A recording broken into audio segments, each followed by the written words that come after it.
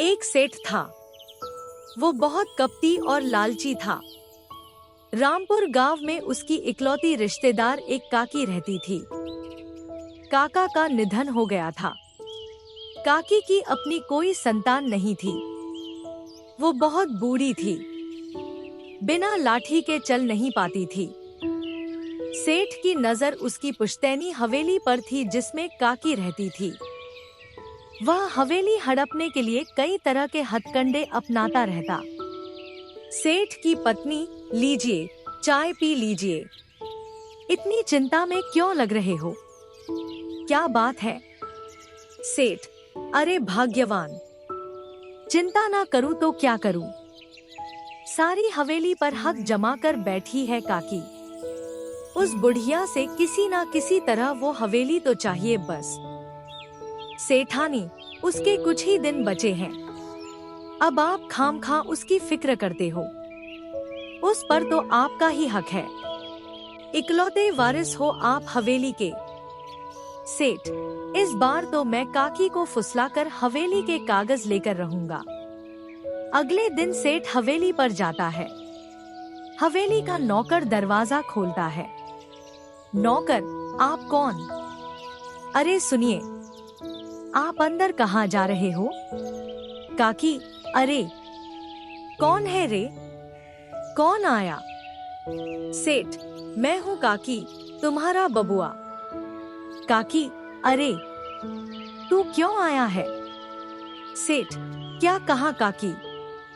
तुम भी ना अपनी काकी से मिलने नहीं आ सकता क्या? काकी, अरे तू रहने दे। एक नंबर का लालची स्वार्थी कहीं का। तू कभी मरते हुए को पूछने नहीं आया। चल निकल यहाँ से। सेठ, जैसा भी हूँ काकी, इस हवेली का इकलौता वारिश हूँ। काकी, हाय हाय, आज वारिशपना याद आ रहा है। जब जब इस हवेली पे और मुझ पर मुसीबत आई, तू झांकने भी नहीं आया। सेठ, ये सब मैं नहीं जानता, मुझे बस अपना हक चाहिए। बाहर निकल यहाँ से।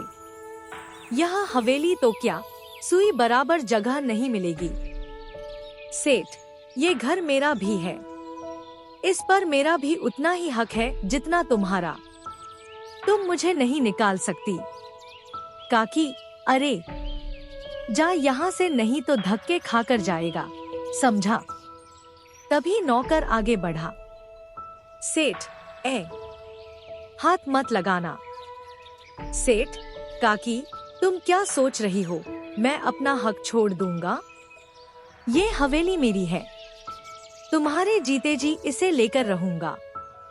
देखता हूँ तुम क्या कर लोगी। काकी, बढ़ा आया। आज तक कभी देखने तक नहीं आया। खेत जमीन सब खा गया, अब ये घर भी चाहिए। अगले दिन। सेठ, लगता है घी सीधी उंगली से नहीं निकलेगा। अब उंगली टेढ़ी करनी ही पड़ेगी। सेठ ने एक बदमाश को बुलाया। बदमाश, बोलो सेठ, तुमने हमें क्यों बुलाया है? सेठ, एक काम है तुमसे। बोलो, करोगे? बदमाश, एक क्या, 100 काम बोलो। हाँ, मगर मुफ्त में कोई काम नहीं करूँगा, समझे? अपने यहाँ मुफ्तखोरी नहीं चलती। सेठ, पर ये बात किसी को पता नहीं चलनी चाहिए। बदमाश, अरे बोलो, काम क्या है भाई? सेठ, ये पता पास वाले रामपुर गांव का है। इस घर में बस एक बुढ़िया अकेले रहती है। मुझे इस घर के कागज चाहिए। बदमाश, चाहिए का क्या मतलब? वो घर के कागज मुझे क्यों देगी? सेठ, यही तो काम है। मुझे तो बस घर के कागज चाहिए। तुम कैसे भी लाकर दो। ठगी करो, चोरी करो, वो तुम जानो। बदमाश, क्या बात है सेठ? कागज कैसे भी चाहिए तुमको, हैं? सेठ, ये बुढ़िया मेरी काकी है। इसका दुनिया में मेरे सिवाय कोई नहीं है। ये जिस घर में रहती है वो हमारा पुश्तैनी घर है। कायदे से उस पर मेरा हक है, पर ये काकी बहुत सयानी है। कहती है तुझे सुई जितनी जगह नहीं दूंगी, इसके बदले में मैं तुम्हें बहुत से रुपए दूंगा। बदमाश, बहुत सारे का मतलब? रकम बताओ। सेठ, 3000 रुपए। बदमाश, जोखिम भरा काम है, अगर मुझे कुछ हुआ तो तुम तो पलट जाओगे। 5000 रुपए से 1 रुपया कम नहीं लूंगा। सेठ, चलो ठीक है, मुझे कागज किसी भी हाल में चाहिए। बदमाश, रुपया तैयार कर लो सेठ, मैं इस हाथ कागज दूंगा, उस हाथ रुपए लूंगा। बदमाश बुढ़िया के घर के सामने खड़ा हो जाता है। तभी हवेली का नौकर जल्दी जल्दी में हवेली से बाहर निकलता है। बदमाश, अरे ये तो बहुत बड़ी हवेली है, नौकर तो एक ही लग रहा है। बुढ़िया की कमर भी झुकी हुई है, चोरी आसानी से हो जाएगी। नौकर थैला लिए घर से बाहर निकला। बदमाश, इससे कुछ और पता करता हूँ। बदमाश, ओ भाई, जरा सुनो तो, इतनी जल्दी में कहाँ जा रहे हो? नौकर, तुम कौन हो, पहचाना नहीं? बदमाश, अरे मैं दूसरे गांव में रहता हूँ, आज ही यहाँ काम पर आया हूँ। यहाँ खाने पीने की दुकान कहाँ है? नौकर, सामने सीधे निकल जाओ, थोड़ी दूरी पर है। बदमाश, अरे वो तो बंद पड़ी है, कोई और बता दो। नौकर, देखो भैया, अभी मैं बहुत जल्दी में हूँ, वरना आखिरी बस निकल जाएगी। मेरी भतीजी की शादी है, वहाँ जाना जरूरी है। बदमाश, आज वही रहोगे?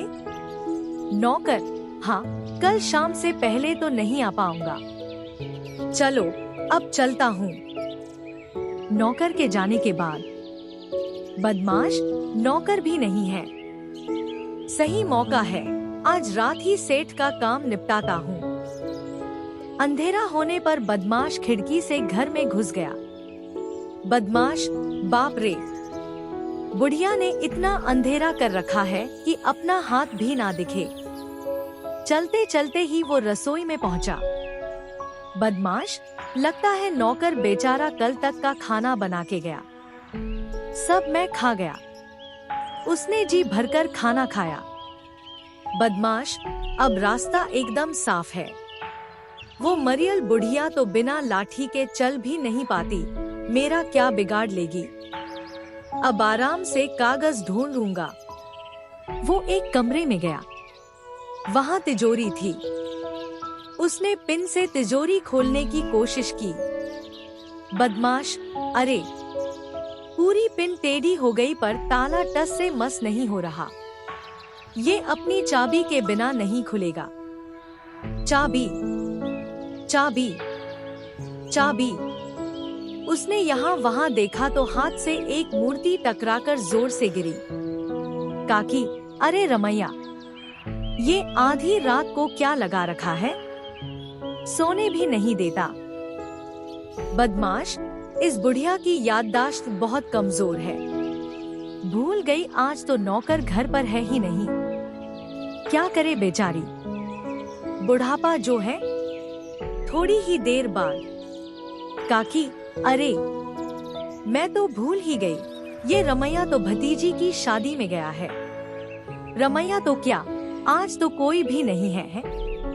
फिर ये आवाज, शायद मेरा भरम है। बदमाश चाबी ढूंढते हुए अलमारी से टकरा गया। उस पर रखा सामान उसके सिर पर गिर गया। बदमाश, हाय मेरा सिर, मैं तो मर गया। काकी, आज तो पक्का चोर घुस गया, अब क्या करूं? बदमाश, यहाँ चाबी नहीं है, जरूर बुढ़िया के कमरे में होगी, वहाँ जाना होगा। बुढ़िया, कुछ सोचने के बाद, रमैया, अरे ओ रमैया, कहाँ मर गया, सुनाई नहीं देता क्या? बदमाश, ये बुढ़िया पगला गई है, आधी रात को चिल्ला रही है। बुढ़िया, रमैया, ओ रमैया, थोड़ा पानी ले आ, प्राण निकल रहे हैं रे। मरती बुढ़िया को 2 बूंद पानी पिला दे, तुझे पुण्य मिलेगा। बदमाश, अरे ये ऐसे ही जागती रही तो मैं इसके कमरे से चाबी कैसे लूंगा। आइडिया, रसोई में जाकर उसने 1 गिलास पानी में 1 गोली डाली। बदमाश, ये पानी पीकर बुढ़िया सुबह तक आराम से सोती रहेगी और मैं अपना काम आराम से कर लूंगा। बुढ़िया, रमैया, थोड़ा पानी ले आ, प्राण निकल रहे हैं रे। मरती बुढ़िया को 2 बूंद पानी पिला दे, तुझे पुण्य मिलेगा। बुढ़िया, नौकर की आवाज में, आया काकी।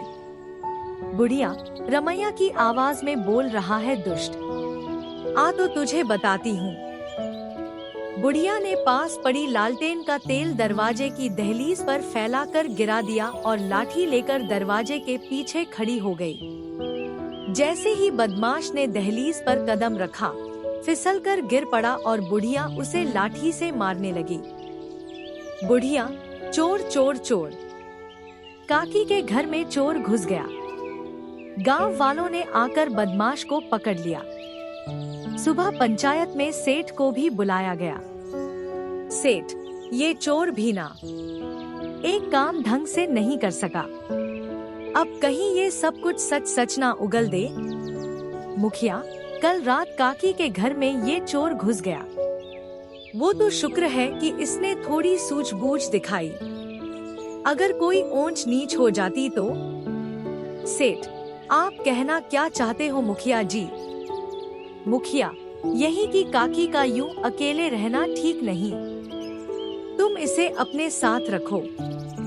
सेठ, मन में, काकी मेरे साथ आ जाए तो मैं इस हवेली को ऊंची कीमत पर बेचकर शहर जाकर आराम की जिंदगी जीऊंगा। सेठ, हाँ हाँ, क्यों नहीं, ये चले मेरे साथ, मैं इनका पूरा ध्यान रखूंगा। बुढ़िया, मुखिया जी, मुझे नहीं रहना है इसके साथ। मुखिया, इसके सिवा तुम्हारा कोई है भी तो नहीं। बुढ़िया, पिछले साल जब मैं बीमार हुई थी तब भी आपने यही कह के मुझे इसके यहाँ भेजा। देखभाल करना तो दूर, रोटी कपड़े तक को मोहताज कर दिया था मुझे। ये और इसकी पत्नी मेरे साथ नौकरों से भी बुरा व्यवहार करते थे। अपमान सहने से तो अकेले रहना अच्छा है। वैसे भी इसे बस हवेली चाहिए। मुखिया, ठीक है। मुखिया, तुम काकी के घर में क्या चोरी करने गए थे? बदमाश, धीमे से, हाँ हाँ। मुखिया, सुना नहीं, तुम काकी के घर में क्या चोरी करने गए थे? बदमाश, बताता हूँ पर मुझे मारना नहीं।